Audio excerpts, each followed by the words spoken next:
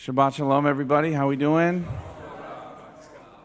So it's almost my wedding anniversary, and when we went on our honeymoon, we went to Hawaii, and you may not know this about me or about us, but we self-identify as indoor people, and so we both get sunburnt very easily. We're very happy to be couch potatoes. But on our honeymoon, we were in the ocean, and we were on the beach, and we were snorkeling. We both went on a boat. We both hate boats. And this other couple asked me for an autograph. They thought I was Seth Rogen. I gave them a photo op. It was great. Karen, in perhaps the greatest achievement of her lifetime, I dropped my prescription sunglasses in the Pacific Ocean and during high tide. And Karen put on a snorkel and dove underwater and found my sunglasses, and I still have them. So now I'm describing all these things that are out of character, and they call this the vacation effect. When people say, I felt more like myself on vacation than I do at home. Have you ever experienced this? Like, you feel more willing to take risks, more vulnerable, more alive, more honest when you're actually out of your comfort zone. And this becomes the theme of the book of the Bible we begin reading today, which is the book of Numbers, but the Hebrew name is Bamidbar, which means in the wilderness. And in Jewish tradition, the book is associated with two things: the Israelites kvetching in the desert, and the honeymoon period between the Israelites and God. And these appear to be odd, contradictory things, complaining and bonding.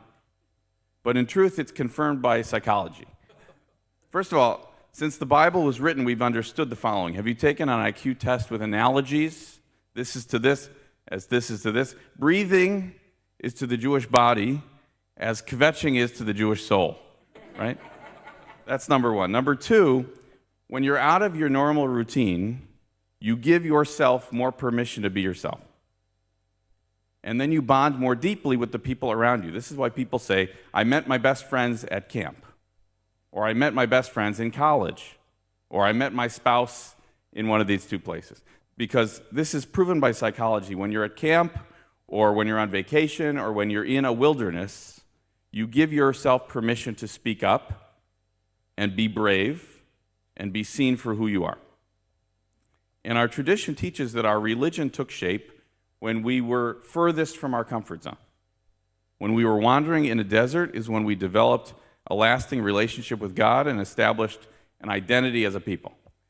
And this portion begins with a census. They count everybody in the community. And the Bible names each clan one by one because when you're faced with a landscape of uncertainty, you have to make sure we don't leave each other behind. Do you know the Jewish word for wilderness? Galus, galut. It means diaspora.